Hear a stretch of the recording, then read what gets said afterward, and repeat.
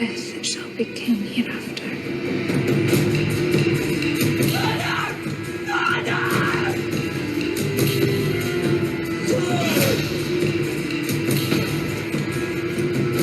Full of scorpions is my mind. What's done is done.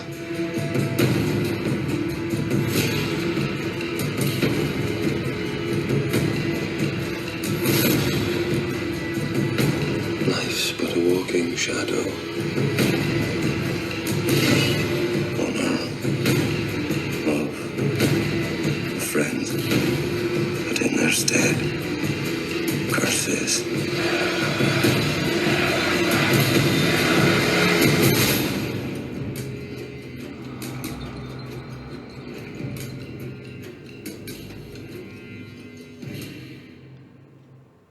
Hello and welcome to this recording for the Shakespeare text, Macbeth. Here's a user's guide for this resource. Please take a look if you haven't seen one of these videos before. This details how best to use the video. Today's key character then is Macbeth. This is part 1 of 3, exploring what he's like at the beginning of the play. As you can see, the fictional Macbeth comes from Glamis Castle, which is in the east of Scotland. We're going to focus on AO1, understanding what the play is about, and AO2, its language, form and structure. Macbeth is in the middle of the table there. He is a part of the nobility. He is a lord in Scotland, or a thane, equal then to Macduff, but a little bit below Malcolm and Donalbain. We need to understand a little bit about the chain of being when looking at Macbeth. Pause the video if you don't know what that is, and Macbeth features around about the middle there. As you can see, Macbeth's role comes just under Malcolm and Donalbain's. They are both princes. He is simply a lord or thane in Scotland. The real Macbeth. Some detail then about the real man behind Shakespeare's fiction. In the play, Shakespeare makes Macbeth into a symbol of evil and corruption. But was this actually true? 1040. Duncan sought to subdue the rebellious and ambitious underking who ruled to the north of him in Moray, far too close to his royal power base around Perth for his liking. Towards the end of that year, they met just outside of Elgin, near the coast of Moray, and their warriors fought a great battle. Before the day was over, Duncan lay dead, and his opponent, also of royal blood, was proclaimed as the new King of the Scots. That ruler, who would become known to history as the Red King, was also called Macbethad Mac Findlay, and is better known to history by the name that he would later become immortalised by, Macbeth. Macbeth was born in around 1005 to a powerful Gaelic family seated on a power base around Moran in the Highlands, said by some sources to have been one of the grandsons of King Malcolm II, and thus a cousin of that king's successor Duncan, who came to the throne in 1034. Macbeth was also a possible cousin of Thorfinn the Mighty, another powerful regional lord who ruled over the Isles of Orkney and Caithness, the northernmost tip of the Scottish mainland. Although Malcolm and his successor Duncan undoubtedly wielded the most power of all in Scotland and the Isles, they had to mediate between these powerful regional lords who ruled the lands adjacent to their own royal capital and power base near modern-day Perth. Not a great deal of information exists on Macbeth's early life in Moray, but by 1031, when Canute the Great, King of England, travelled north to accept the submission of King Malcolm II, Macbeth is named in the Anglo-Saxon Chronicle as one of the other Scottish kings who accompanied him, alongside Lemarch, who may have been the Norse-Gael Ecmarc mac Ragnael, King of the Western Isles. This description as king has been interpreted by some as being representative of Macbeth's autonomous power in Scotland, but it could also be indicative of his overall vassalage to the Scottish crown. Although one source, the Prophecy of Burkhan, calls Malcolm's death in 1034 a kinslaying, by most accounts, Duncan's accession to the throne was a bloodless one. Unlike the aged monarch of the Shakespeare play, the real Duncan was a young king, and his early reign was relatively uneventful. By 1039, however, after a Northumbrian army ravaged his client kingdom of Strathclyde to the south, Duncan marched at the head of a large army into England, only to be pushed back after a decisive defeat near Durham. The next year, in 1040, possibly as a result of internal instabilities caused by the military disaster he had suffered to the south, Duncan marched north to Moray to do battle with Macbeth, although little solid information remains on the battle. In the aftermath, Duncan lay dead, leaving Macbeth to claim the empty throne for himself. As you can see then, Macbeth not quite the evil murderer that Shakespeare makes out. As you might expect then, Macbeth himself features many of the key themes of the play that you could be asked about in the test.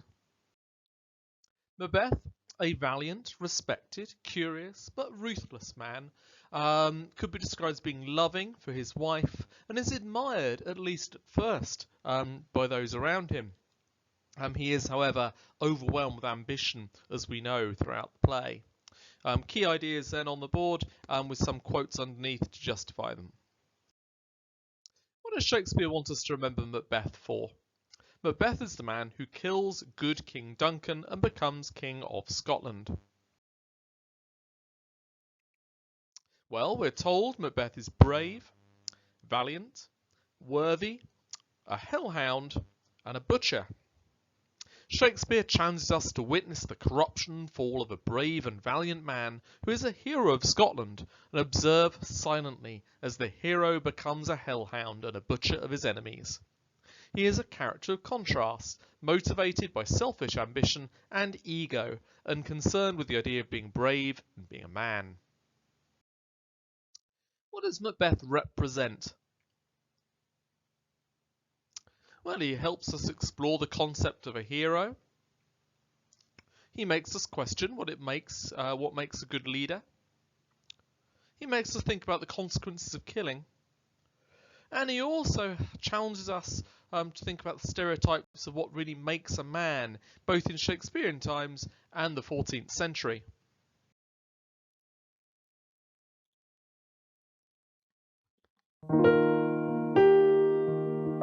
This is a shout out to Macbeth. At the beginning he was sick, a hero some say I'll admit, brave worthy gentleman that's it. King Duncan trusted him a lot, his valiant cousin and his friend. Title to command, then Thane of Cordon at the end. After meeting with the witches with Banquo, he found out that he'd become king one day. So would Banquo's son, so they say. He said, stars hide my fires and deep desire. To Macbeth, he was really quite the man, until his ambition resulted in a plan. Here's to Macbeth, hey look at him now. Well, he wondered how he'd have his hands on that crown. Shout out to Macbeth, he was really quite the man, until a lamb concocted up that plan to Lady Macbeth. Hey, well, she unsexed herself and became cruel just to get that crown. Ella manipulated him just so that they could gain the throne. She said, look like the innocent flower, but be the serpent instead. Accused him of not being a man, his courage and pride, yeah, yeah. I think King Duncan needs to die, yeah, yeah. Or he might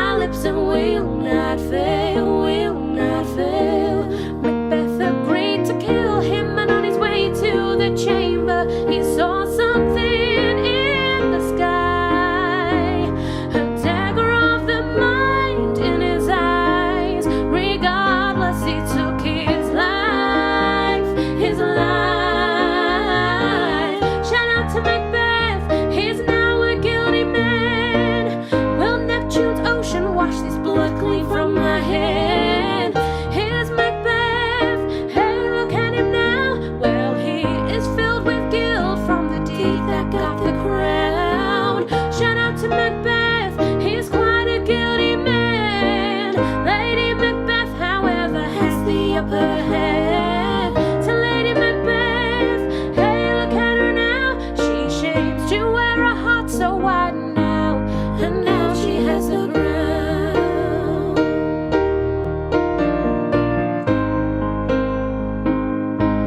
And now they have the crown.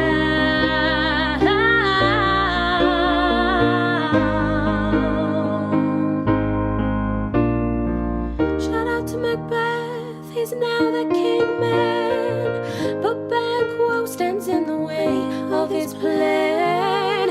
Here's to Macbeth, hey, look at him now. Well, he decides to take Banquo and his son flee on down.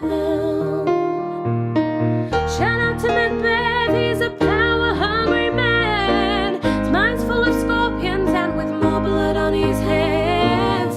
Here's to Macbeth, hey, look at him now. Well, the guilt of killing is starting to drag him down.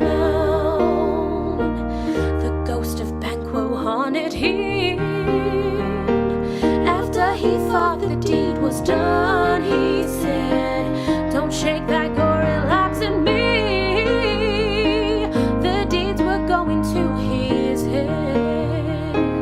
The witches he visited next. Beware Macduff, he is a threat, yeah, yeah. None of woman born harms Macbeth, yeah, yeah. Till Burnham wood comes, you'll be safe, you'll be safe. He became mad with power and decided to use it by murdering Macduff's family. Slaughtered his entire family tree. Nothing to fear, Macbeth, fear not, fear not. Shout out to Macbeth, he's now a fearless man. Lady Macbeth, however, sees blood on her hands. To Lady Macbeth, hey, look at her now. She said, will these hands now be clean whilst washing them down? Shout out to Macbeth, he's now a widowed man. He's all alone to fight the guilt on his hands. Here's to Macbeth, hey, look at him now. Well, the English army is going to take him down. Shout out to Macbeth, he's now a wanted man. A hellhound tyrant and with more blood on his hands. There's Macbeth, hey, look at him now. Well, he's defeated by Macduff and Malcolm gets the crown.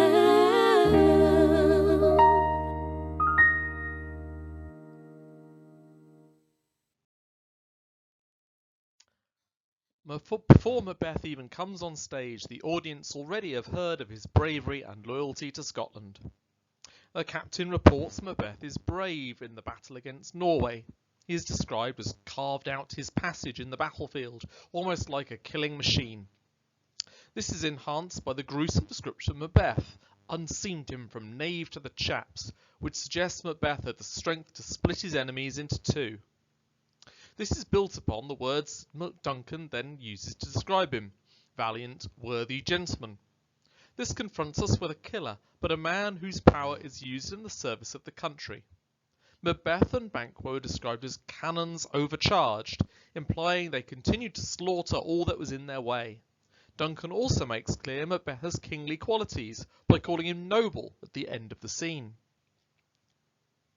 The captain makes clear that Macbeth's and Banquo's charge was almost biblical in its slaughter, with a reference to the Golgotha, where Christ was crucified, foreshadowing that both soldiers are more than just men, an almost unstoppable force of nature. Act 1, Scene 3 is the first time we meet Macbeth. What do we learn from this scene? Macbeth meets the witches, and they tell him 3 prophecies. Macbeth tries to ask more questions, but the witches refuse to answer, and Macbeth appears amazed by what he's been told. He accepts it as his destiny. We need to decide if the thoughts Macbeth has here are due to his own ambition, his fatal flaw or hamartia, or is it the witches? The best answer will do a bit of both.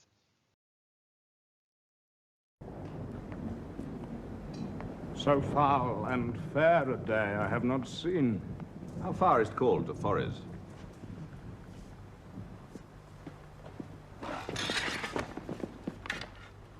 What are these? So withered, and so wild in their attire that look not like the inhabitants of the earth, and yet are on't. Live you?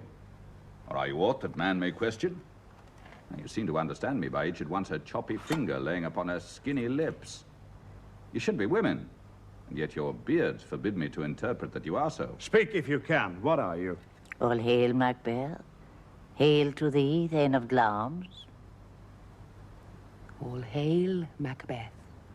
Hail to thee, Thane of Cawdor. All hail, Macbeth, that shalt be king hereafter. Good sir, why do you start and seem to fear things that do sound so fair? In the name of truth, are you fantastical, or that indeed which outwardly you show? My noble partner you greet with present grace, and great prediction of noble having and of royal hope that he seems rapt withal. To me you speak not. If you can look into the seeds of time and say which grain will grow and which will not, speak then to me, who neither beg nor fear your favors nor your hate. Hail. Hail. Hail. Lesser than Macbeth, and greater. Not so happy, yet much happier. Thou shalt get kings, though thou be none.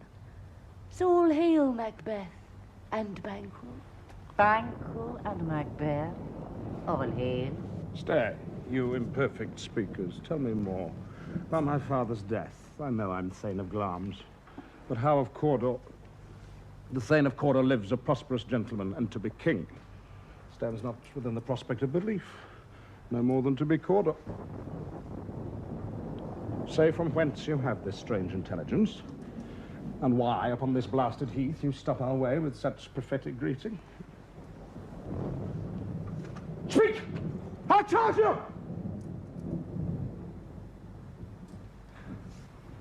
The earth hath bubbles as the water has, and these are of them. Whither? Are they vanished? Into the air, and what seemed corporal melted as breath into the wind. Would they'd stayed. Were such things here as we do speak about, or have we eaten on the insane root that takes the reason prisoner? Your children shall be kings. You shall be king. And Thane of Cawdor, too. Weren't it not so? The self-same tune and words. Who's here? The king hath happily received, Macbeth, the news of thy success. We are sent to give thee from our royal master. Thanks. And for an earnest of a greater honor, he bade me from him call thee Thane of Cawdor, in which addition hail most worthy Thane, for it is thine. What? Can the devil speak true? The Thane of Cawdor lives. Why do you dress me in borrowed robes? Who was the Thane lives yet, but under heavy judgment bears that life which he deserves to lose. Whether he was combined with those of Norway, or did line the rebel with hidden help and vantage, or that with both he laboured in his country's wrack, I know not. But treason's capital, confessed and proved, have overthrown him. Glamis and Thane of Cawdor. The greatest is behind. Thanks for your pains. Do you not hope your children shall be kings, when those that gave the Thane of Cawdor to me promise no less to them? That trust at home might yet enkindle you unto the crown, besides the Thane of Cawdor. But 'tis strange. And oftentimes, to win us to our harm, the instruments of darkness tell us truths, win us with honest trifles to betray us in deepest consequence. Cousins, a word, I pray. Two truths are told as happy prologues to the swelling act of the imperial theme. I thank you, gentlemen. This supernatural soliciting cannot be ill, cannot be good. If ill, why has it given me earnest of success, commencing in a truth? I am Thane of Cawdor. If good, Why do I yield to that suggestion whose horrid image doth unfix my hair and make my seated heart knock at my ribs against the use of nature? Present fears are less than horrible imaginings. My thought, whose murder yet is but fantastical, shakes so my single state of man that function is smothered in surmise. And nothing is but what is not. Look, our partner's rapt. If chance will have me king, why chance may crown me without my stir. New honors come upon him like our strange garments, cleave not to their mold, but with the aid of use. Come what, come may.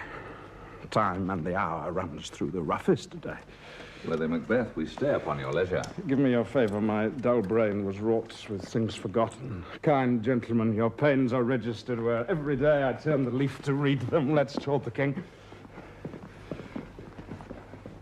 Think upon what hath chanced.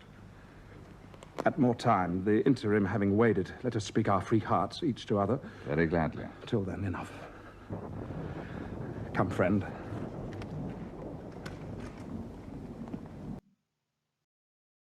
Now we're going to look at some extracts then from the play itself and look at the kind of language Shakespeare uses and some of the reasons why. Shakespeare challenges us to see Macbeth as clearly being rude to the witches.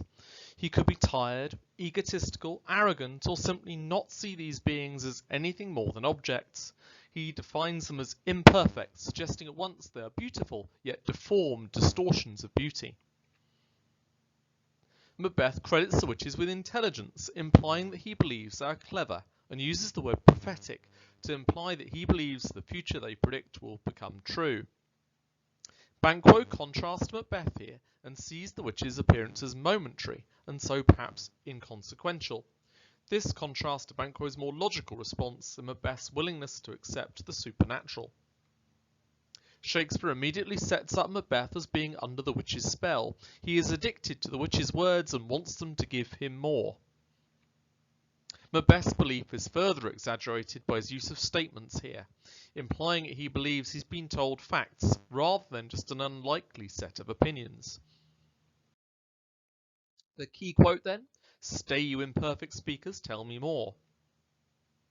The repeated imperatives here once again suggest Macbeth's awareness that he is the highest ranking human in the scene. He is used to giving commands to get what he wants. The witch's reaction to this is likely to be anger. Stay is an imperative and confronts us with a noble lord who is almost desperate to hear the words of the old women, a clear contrast to the chain of being. We are told the witches are imperfect, which implies a deformity, but also a sense that Macbeth is in awe and can see the perfect beings for what they once were. Macbeth refers to them as speakers, implying that he views them as objects, or is confused if they are male or female, or simply recognises that they are mouthpieces for a higher being. He then talks to us, the audience, in an aside. Shakespeare challenges us with a bit of meta-theatre, reminding us that this is a play based on kings. At this point, the audiences are aware that we are Macbeth's confidants. He is admitting treason to us, and we can't do anything to guide him. The sibilance here exaggerates Macbeth's evil thoughts and also confronts us with the idea that he expects he's been toyed with by the witches. Macbeth decides the witches must be good, as they gave him a hint at success and made him Thane of Cawdor. He now believes that he was told the truth and will become king. Macbeth is aware that he's going against the natural order and is frightened at what that means. Shakespeare gives clear imagery here of Macbeth's physical reaction to the witches, nervous and excited, yet fearful of what it means.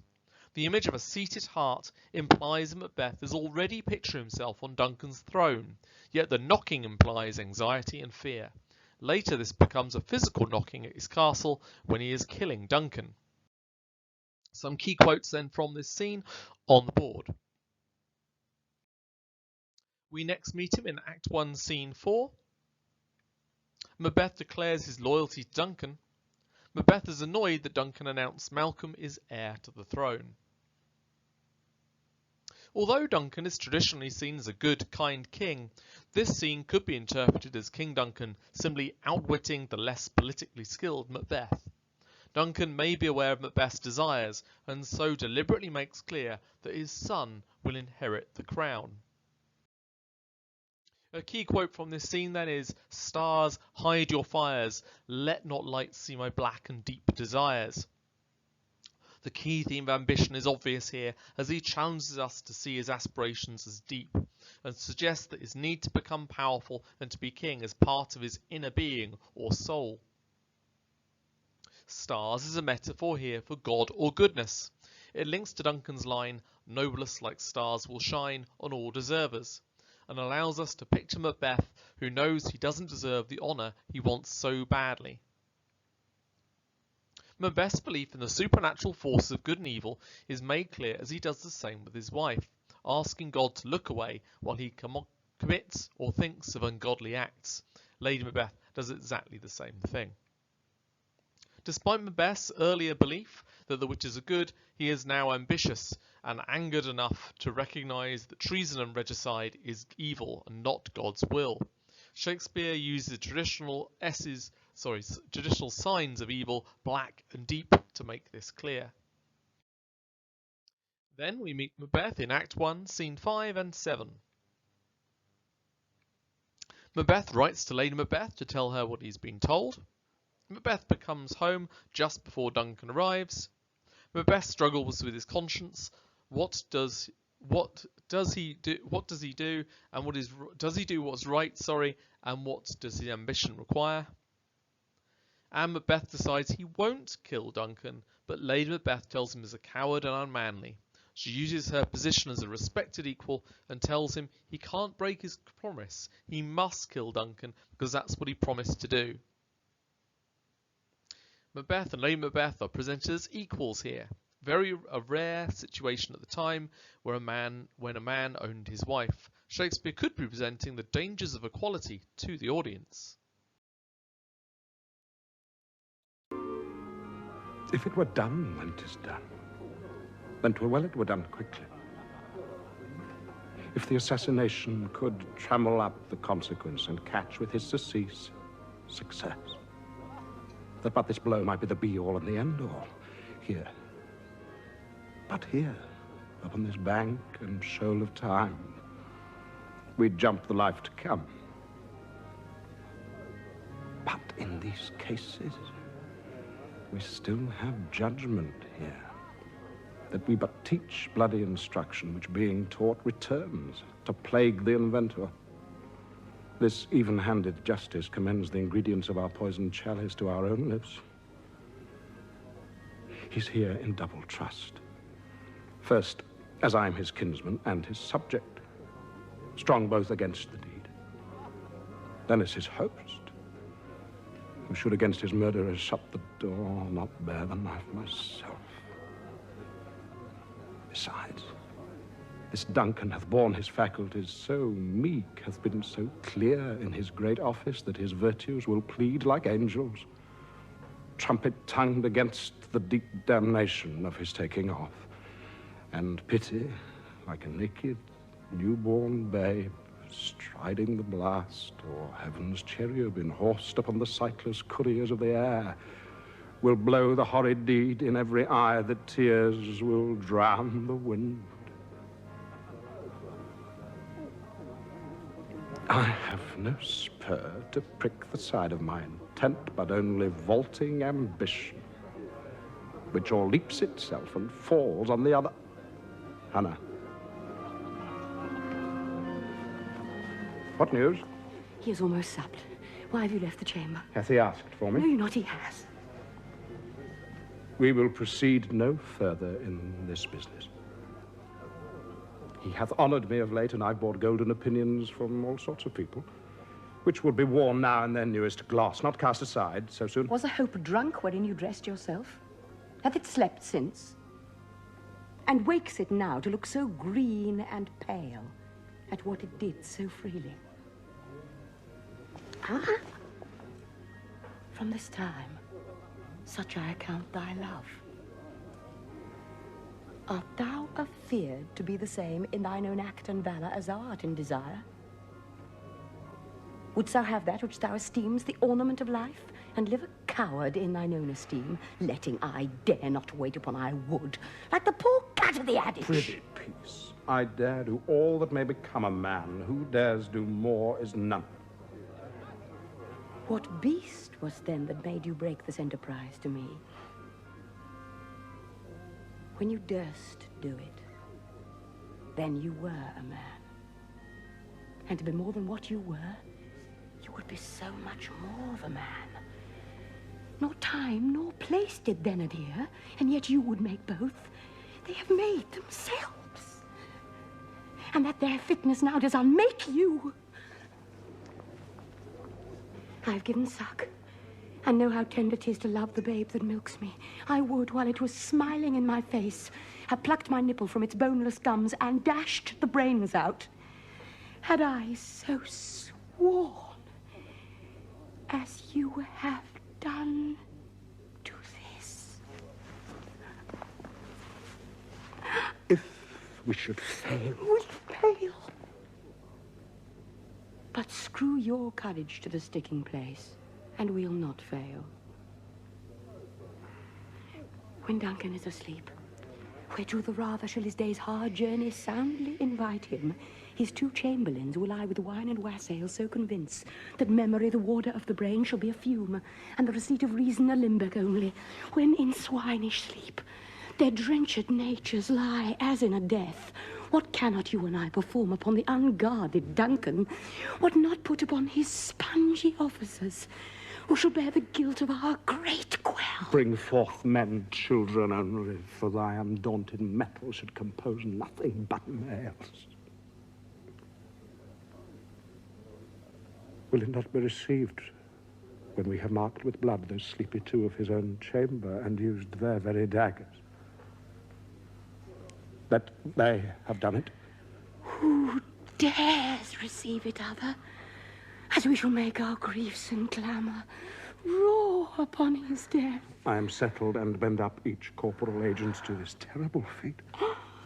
Away, and mock the time with fairest show.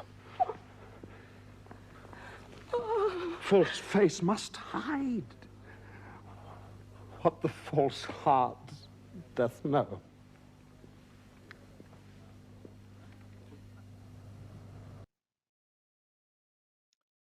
We then have a Macbeth with a bit of a crisis of conscience. Should he kill the king? Should he stay loyal to his friend and father and kinsman? Or should he do what his ambition requests? Shakespeare challenges us with repeated euphemisms for murder. He can't name the crime. This is a biblical link to Judas, a man who betrays Jesus. Shakespeare presents us with Macbeth as the ultimate embodiment of evil. Shakespeare repeatedly uses sibilance and alliteration, sharp plosives to capture us into Macbeth's complex thoughts. Macbeth is concerned about being judged both on earth and in the afterlife, as he knows he is committing a sin against his friend and God. He is aware that his violence will come back to haunt him. Macbeth reflects on his loyalty to his cousin, kinsman, and his king. He goes on to list Duncan's positive virtues: meek, clear, great. Macbeth is scared that Duncan's death will be like a trumpet in heaven announcing the crime. Macbeth challenges us to think about the death as like the death of a child or a cherub, an angel or baby angel, exaggerating Duncan's purity and innocence. Macbeth recognises his ambition is dangerous and clumsy. His language so far is euphemistic and figurative, using repeated iambic pentameter to imply the complexity of the battle in his conscience. After his wife enters, Macbeth's language becomes simpler and less figurative. Shakespeare challenges us to see Macbeth taking an honourable step of refusing to kill. He appears assertive and determined. Macbeth lies to Lady Macbeth and suggests to us he is already too well respected and doesn't need any more. He appears selfish as he knows that Lady Macbeth understands this.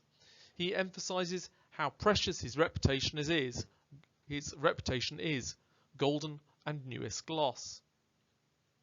Lady Macbeth accuses Macbeth of being drunk and hungover.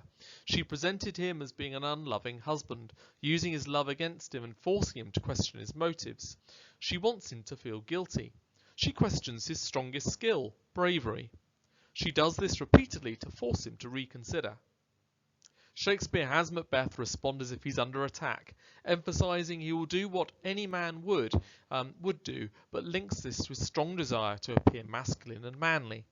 He challenges us to think that if he did the deed, then he'd become a lesser man for it. Tell me then. Tell me what makes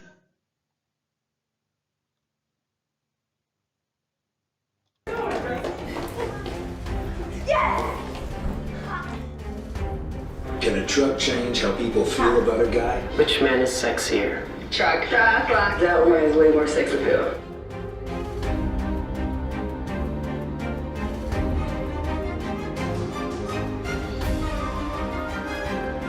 That's a man wearing the pants, so that shows that men are in charge. Manly means to not cry, not be a sissy.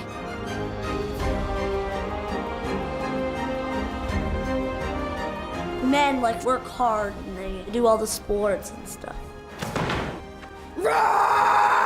Man up means toughen up and unemotional, go through it.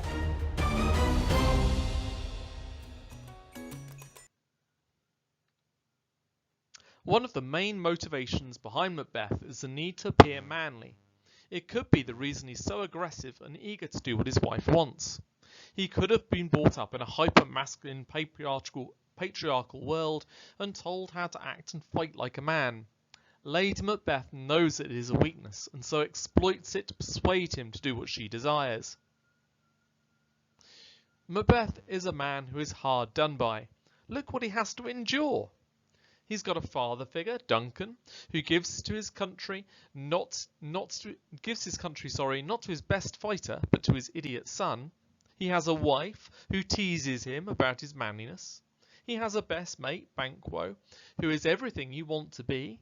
He has a nemesis in Macduff, who does something very good every time you put a foot wrong.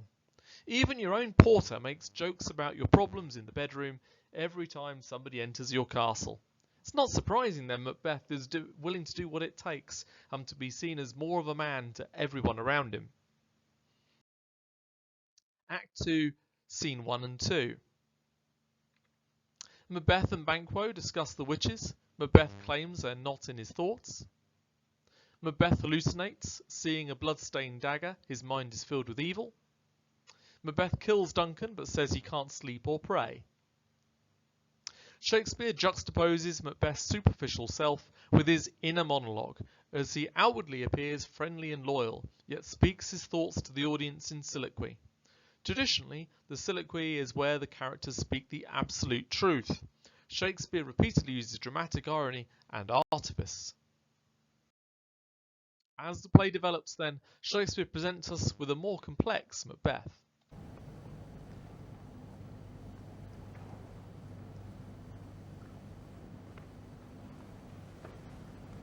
Who's there? Up front.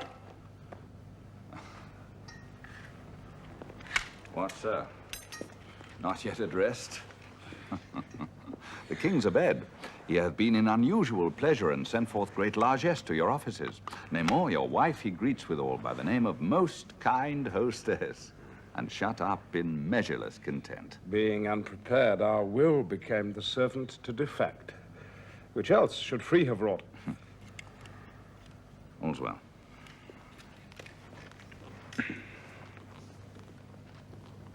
I dreamt last night of the three weird sisters. To you they have showed some truth. I think not of them. Yet, when we can entreat an hour to serve, we'd spend it in some words upon that business. If you would grant the time. At your kindest leisure. If you shall cleave to my consent when 'tis, it shall make honor for you. So I lose none in seeking to augment it, but still keep my bosom franchised and allegiance clear. I will be counselled. Good repose, the one. Thanks, sir. The like to you.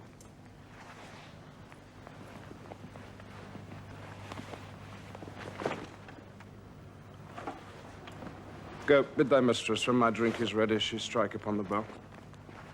Get you to bed.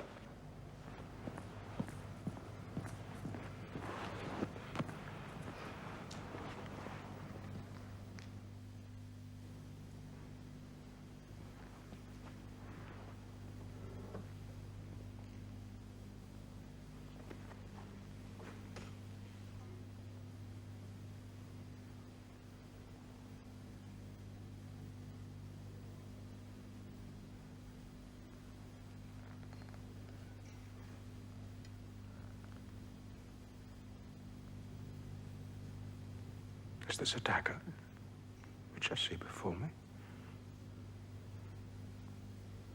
The handle toward my hand. Come, let me clutch thee. Have they not? I need to see thee still. Art thou not fatal vision, sensible to feeling as to sight? Or art thou but a dagger of the mind? A false creation proceeding from the heat oppressed brain. I see thee yet, in form as palpable as this, which now I drew. The marshals smell the way that I was going, and such an instrument I was to use. Mine eyes are made the fools of the other senses. All else worth, all the rest, see thee still. And on thy blade and dudgeon gouts of blood, which was not so before.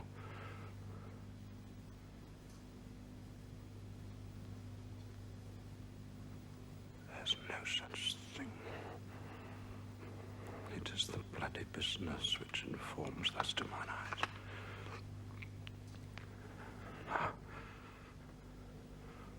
For the one half-world nature seems dead, and wicked dreams abuse the curtained sleep.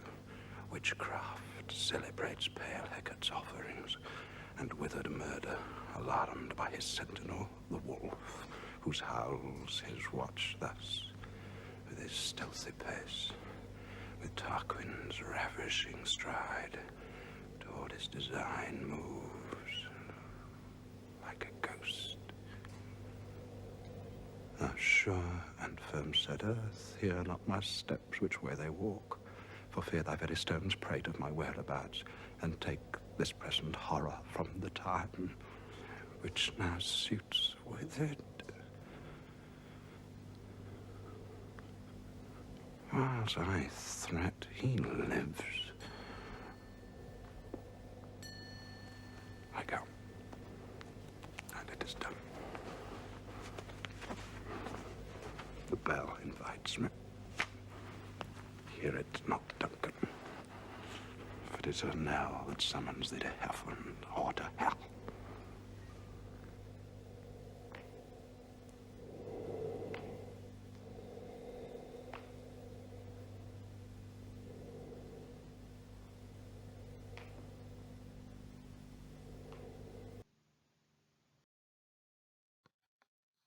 Let's have a closer look then at the encounter there between Banquo and Macbeth. Shakespeare presents Macbeth as duplicitous here, as dramatic irony is used. We know Macbeth now distrusts Banquo. The phonetic closeness of friend and fiend allows us to see both sides of Macbeth's personality. Banquo's response is respectful and genuine. He also exaggerates the positive qualities of Macbeth and his wife, and reminds Macbeth of the bond the two men have. Shakespeare once again uses dramatic irony.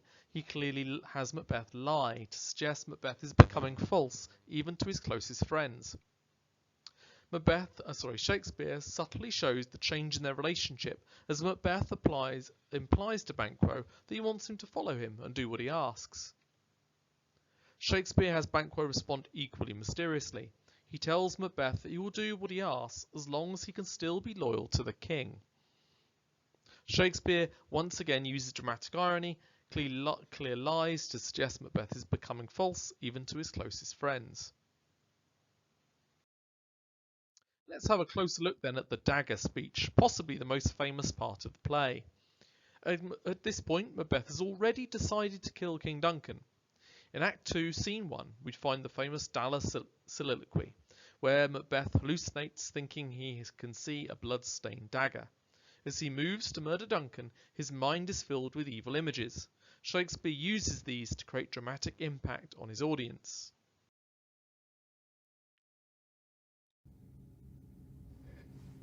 Is this a dagger which I see before me? The handle toward my hand.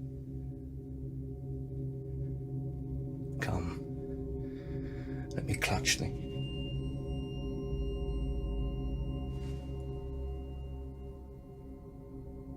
I have thee not, and yet I see thee still. Art thou not fatal vision, sensible to feeling as to sight? Or art thou but a dagger of the mind? A false creation proceeding from the heat-oppressed brain? I see thee yet, in form as palpable as this which now I draw. Thou marshalledst me the way that I was going, and such an instrument I was to use. Mine eyes are made to fall, so are the other senses, or else worth all the rest. I see thee still, and on thy blade and dudgeon gouts of blood which was not so before.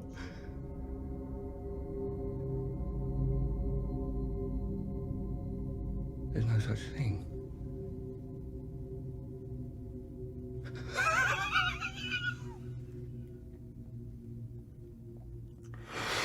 It is the bloody business which informs thus to mine eyes.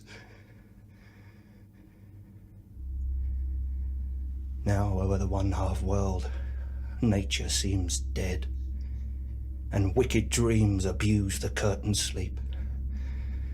Witchcraft celebrates pale Hecate's offerings, and withered murder, alarmed by his sentinel, the wolf, who howls his watch.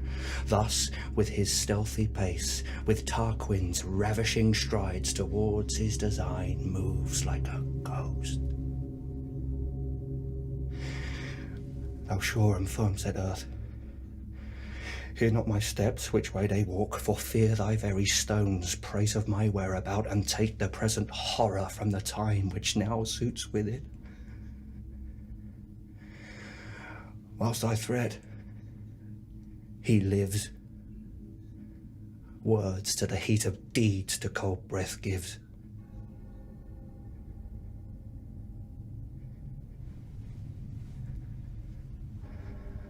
I go, and it is done. The bell invites me. Hear it not, Duncan, for it is a knell that summons thee to heaven or to hell. Let's take a closer look at the words being used there then. Shakespeare presents Macbeth as a man struggling with his conscience and his past and future. Shakespeare creates a semantic field linked to death, fatal, gouts of blood, bloody business, as he imagines the crime he knows he will commit. Shakespeare challenges us to think of the enormity of the crime, and it's almost too much for Macbeth, as his heat-oppressed brain is like a fever or sickness that is consuming him. The gouts of blood implies a link to the end of the play and the blood on Lady Macbeth's hands. Shakespeare forces us to consider how the natural world will be destroyed once God's voice is dead. The idea is taken further, as even sleeping would be destroyed by wicked dreams that will plague Macbeth at this point. Shakespeare suggests to us Macbeth still values Duncan as a friend and father, as he wishes Duncan's safe passage. He does not want him to wake out of respect for the close relationship the two have. The key quote from this extract: "Is this a dagger I see before me, the handle towards my hand? Come, let me clutch thee." The verb clutch implies to us a desperation Macbeth feels to get what he most craves or desires. Macbeth is unsure whether he can trust his own eyes. A dagger is a weapon of a murderer rather than an honourable man, and so is a symbol of the killer he will become. It is his guilt that forces him to hallucinate. Macbeth personifies the dagger and asks the dagger's permission to do the deed. Let me clutch thee. As such, the dagger is a symbol of Macbeth's ambition and the object that destroys his happiness. The rhetorical question here adds to the sense of disbelief, and Macbeth questions his own destiny and lack of conscience. To an extent, the dagger could be seen as another of the witch's apparitions, designed to encourage Macbeth towards his fate.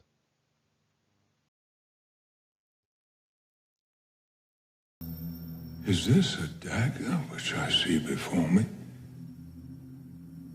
The handle toward my hand. Come, let me clutch thee.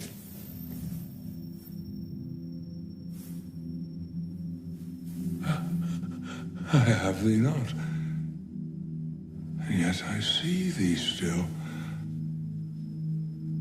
Art thou not fatal vision sensible to feeling, as to sight? Or art thou but a dagger of the mind, a false creation, proceeding from the heat-oppressed brain? I see thee yet. Thou marshallest me the way that I was going, and such an instrument I was to use.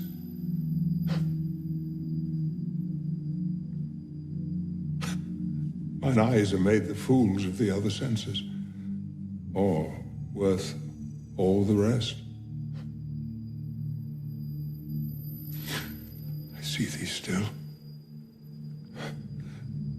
and on thy blade and dudgeon gouts of blood that was not so before.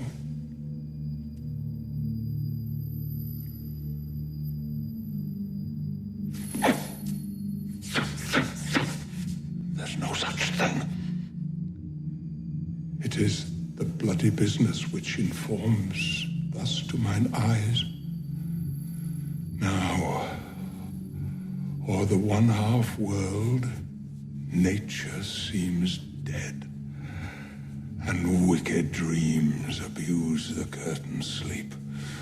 Now witchcraft celebrates pale Hecate's offerings, and withered murder, alarmed by his sentinel, the wolf, whose howls his watch, thus with his stealthy pace, with Tarquin's ravishing stride towards his design, moves like a ghost.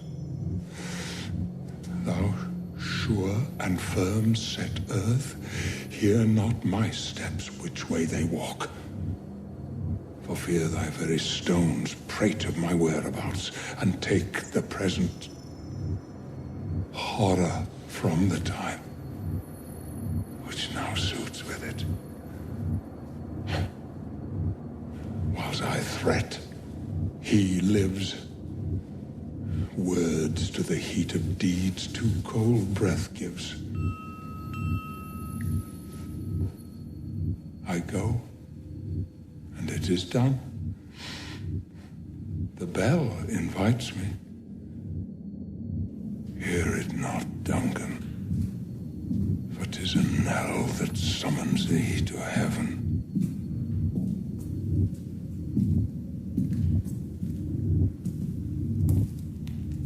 Or to hell.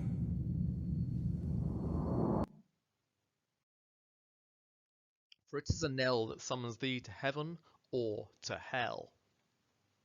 At the time, the bell was the most common daily sound associated with churches and God, but the knell would have had other connotations in London at the time, as Londoners would have associated it with death, as they suffered 40 plagues between 1348 and 1665.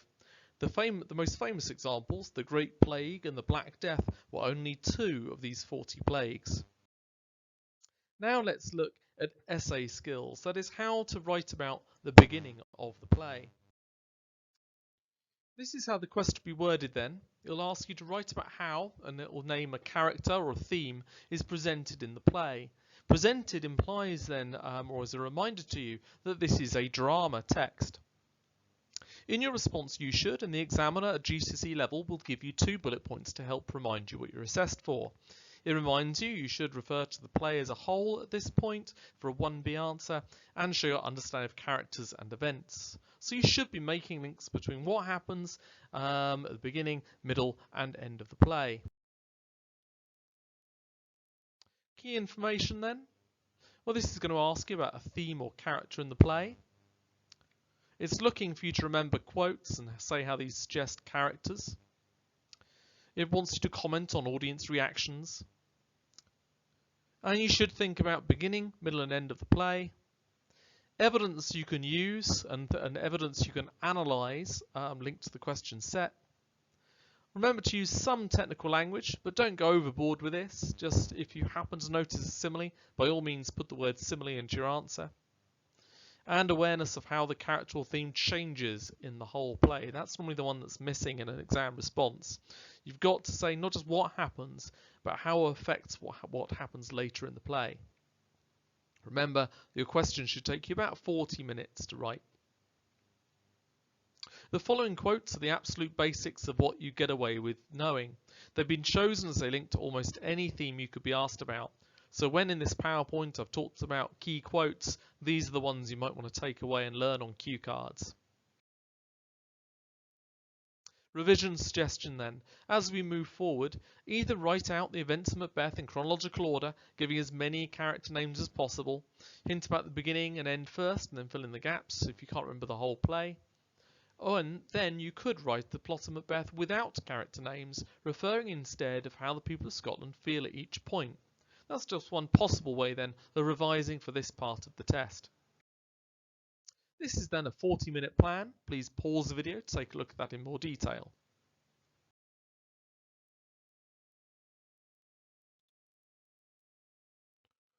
We might want to start then by looking at the beginning of the play.